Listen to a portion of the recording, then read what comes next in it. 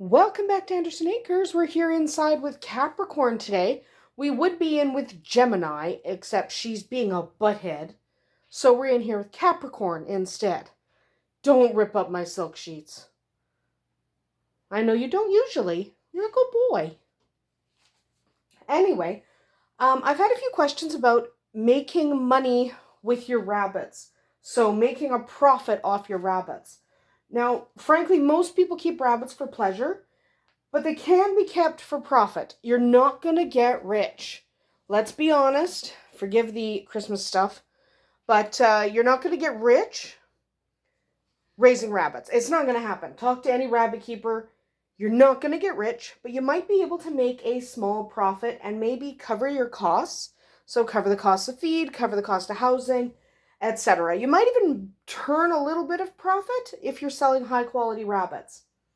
So you can sell live animals, you can sell fiber, you can sell manure. Those are 3 different ways. Today we're going to talk about selling live rabbits.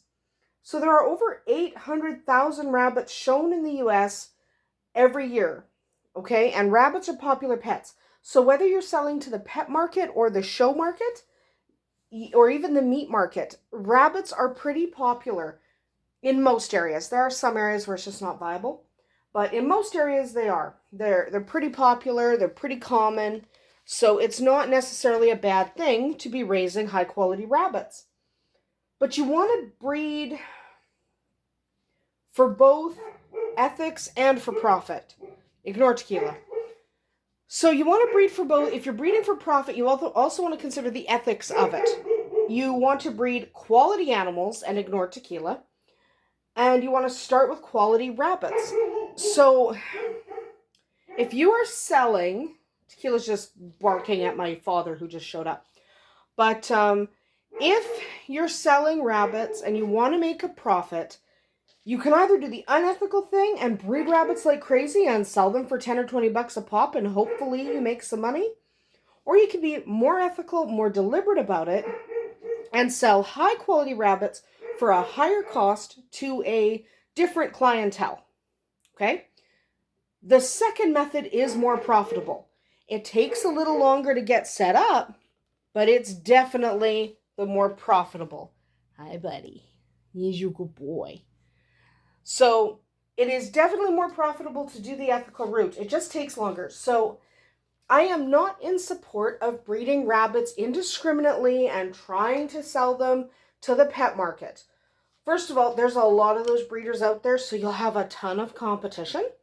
Second of all, it's terrible for the rabbits. It's terrible for the people. The rabbits you have end up going to homes they really shouldn't go to because quite frankly, most people who are buying $10 rabbits don't know anything about rabbits. They don't know how to look after them. Even if they're just a pet, they don't really know what to do. So it's not good for you, not good for the rabbit, not good for the customer. So raising and selling quality animals does take a little time. You have to start with quality rabbits and breed your rabbits and get a reputation for producing quality stock. Okay, yes, it does take a little bit of time. So it's not going to happen overnight, but it's both rewarding and fun. Seeing how you can improve your fluffle is amazing, and watching the different babies grow can be so rewarding. So if you want to breed high quality rabbits, start with good stock. Find a good breeder, and even if you have to wait a little bit, get your initial stock, even if it's just one breeding pair. You can expand later. Breed for quality and to improve the breed. Okay, so for example, his ears are not perfect. Okay, he's got a nice wide crown, but his ears themselves are not perfect. They're not perfect. Okay, but Geminis are. So the babies they produce tend to be better than him and better than her. That's the point. You cross a rabbit. We'll talk more about that at a different date.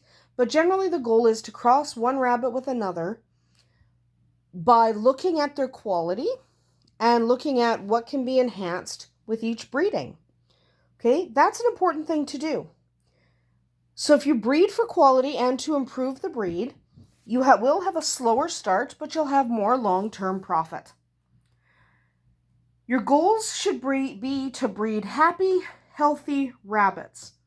Okay, ones that'll live a long life, that'll build your reputation as a rabbit breeder, and will simply just reflect well on you and will be happy rabbits. You want them to have a good life. You don't want your rabbits ending up in shelters. So breed high quality rabbits. That's less likely to happen. You want a rabbit that's a good representation of its breed. And rabbit breeding and showing is actually kind of a small world. Even though I said there's a lot of it going on, there is.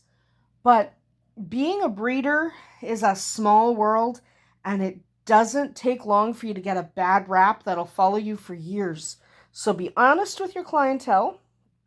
Breed beautiful, snuggly rabbits, ones you love, and you will have a little bit more success.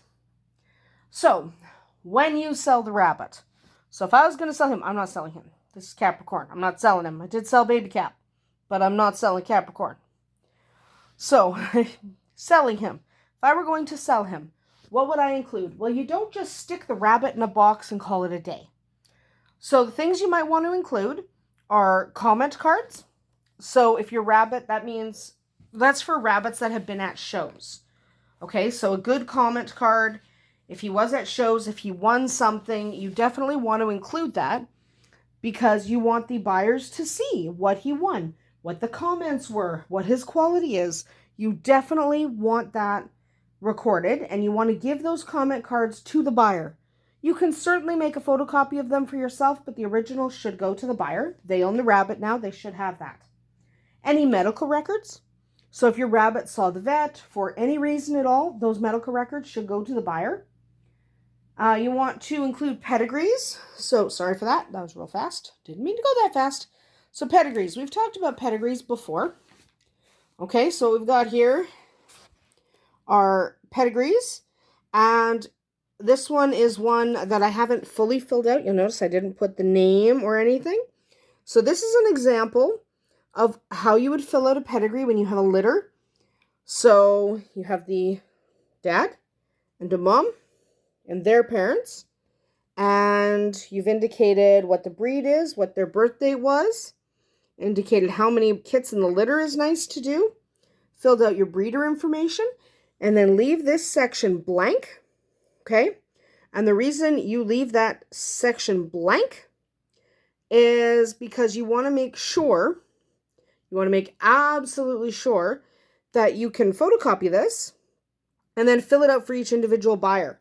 You're probably going to leave the name section blank until they choose a name, unless you have already assigned him a name.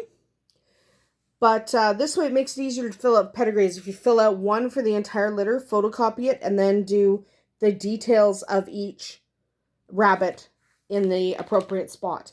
Include the pedigree. You might also want to include a sample of the rabbit food that you're feeding. Okay, you might want to fill out kind of a guide to what to feed them if they're a little less experienced with rabbits, if your buyer's a little less experienced. So include a sample of food, maybe a treat or a toy, so that they can see what you normally give your rabbits. Don't give them an entire bag. They have to buy their own food. Obviously, it's their rabbit, but a small sample never hurt anybody. It's nice to have that. The other thing you might want to include is a business card. So we have bookmarks that we use as a business card. Okay, we use these bookmarks, and they have information on the back and the front. Okay, lots of information. They talk about, offer a health guarantee. So I offer a 24-hour health guarantee. Tells them that their rabbit has been dewormed, and that is also included in their medical record, and talks about the living space they should have, and it talks about breeding. So you know how you shouldn't breed a young rabbit. And it talks about I have a return guarantee. So I will take a rabbit back at any time. I won't refund money, but I will take that rabbit back just to make sure it doesn't end up in a shelter. You should include all those things if you're going to be an ethical, high-quality breeder. Okay? So let's talk for a minute about selling your rabbits as pets. I sell quite a few rabbits for pets. And the reason I do that is because not every single rabbit, even when you've got beautiful rabbits like these guys, not every single baby they produce is actually going to be show quality. They're actually not all going to be appropriate for breeding. So, those ones get sold as pets. Okay? When selling as pets, don't sell to pet stores. Okay? They're treated badly in pet stores and often bought by uneducated people who have no idea. The pet stores will often sell a rabbit cage with the rabbits, but those cages are so small and not appropriate. So, your first concern should be where your rabbits end up. And frankly, your rabbits are not going to end up anywhere good if you're selling them to pet stores. Okay? I'm not going to talk about selling rabbits for meat right now. I will talk about that later because that's a different set of considerations. But obviously, these are Holland Lops. You don't sell these for meat. They're way too small. He's like 3 pounds. Gemini's 2.5. So they're too small. But if you are selling for meat, you'll be breeding for the biggest. For the meatiest, you'll probably do a slight crossbreed just to get exactly what you're looking for, unless you're breeding for meat and for show, which is not uncommon with your New Zealands and your full-size Rexes and even your Flemish. They're often bred for both meat and show purposes. So you might be doing that as well. That's all okay. Just make sure you know why you're breeding so you know what to focus on.